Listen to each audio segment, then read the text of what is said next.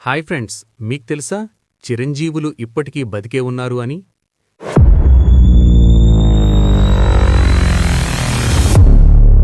హిందూ పురాణాల ప్రకారం సప్త చిరంజీవులు అనగా మరణం లేని 7 వ్యక్తులు. వీరు కలియుగ అంతం వరకు జీవించి ఉంటారని నమ్మకం. ఈ 7 పేర్లు మరియు వారి కథలు. 1. అశ్వత్థామ, ద్రోణాచార్యుని కుమారుడు. కురుక్షేత్ర యుద్ధంలో పాండవ పుత్రులను సంహరించినందుకు మరియు ఉత్తర గర్భంలోని శిశువుపై బ్రహ్మాస్త్రాన్ని ప్రయోగించినందుకు శిక్షగా కృష్ణుడు ఇతని నుదుటిపై ఉన్న మణిని తీసివేసి కలియుగ అంతం వరకు రోగాలతో ఒంటరిగా జీవించమని శపించాడు. 2. బలిచక్రవర్తి, ప్రహ్లాదుని మనవడు. అపారమైన దానగుణం కలవాడు. ఇతని అహంకారాన్ని అణిచివేసేందుకు విష్ణువు వామనావతారంలో వచ్చి 3 అడుగుల నేల కోరాడు. బలిని పాతాళానికి పంపిన విష్ణువు అతని భక్తికి మెచ్చి తదుపరి మన్వంతరానికి ఇంద్రుడిగా అయ్యే వరమిచ్చి అప్పటి వరకు పాతాళంలో చిరంజీవిగా ఉండమని ఆశీర్వదించాడు. 3. హనుమంతుడు, శ్రీరాముని పరమభక్తుడు.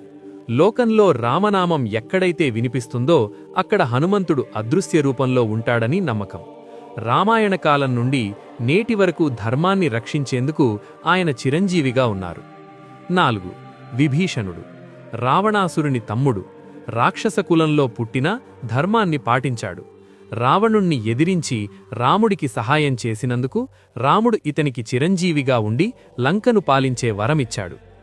5. కృపాచార్యుడు, కౌరవ పాండవుల గురువు. నిష్పక్షపాతంగా ధర్మాన్ని బోధించినందుకు మరియు గొప్ప విలువిద్య కోవిదుడైనందుకు ఇతనికి చిరంజీవిగా ఉండే వరం లభించింది. 6. పరశురాముడు, విష్ణువు యొక్క 6వ అవతారం. తండ్రి ఆజ్ఞను పాటించినందుకు మరియు అహంకారులైన రాజులను అంతంచేసి ధర్మాన్ని నిలబెట్టినందుకు ఇతను చిరంజీవిగా ఉన్నాడు. కలియుగ అంతంలో కల్కి అవతారానికి గురువుగా ఇతను వస్తాడని పురాణాలు చెబుతున్నాయి. 7. వేదవ్యాసుడు, మహాభారతాన్ని రచించిన మహర్షి. వేదాలను విభజించి పురాణాలను అందించినందుకు జ్ఞానస్వరూపుడిగా ఇతను చిరంజీవిగా ఉండి లోకానికి మార్గనిర్దేశం చేస్తున్నాడు. శ్లోకం: అశ్వత్థామ బలిర్వ్యాసో హనుమాశ్చ విభీషణః కృపా పరశురామశ్చ సప్తైతే చిరంజీవినః. వీరిని స్మరించడం వల్ల ఆయుష్షు పెరుగుతుందని మరియు కష్టాలు తొలగిపోతాయని భక్తుల నమ్మకం.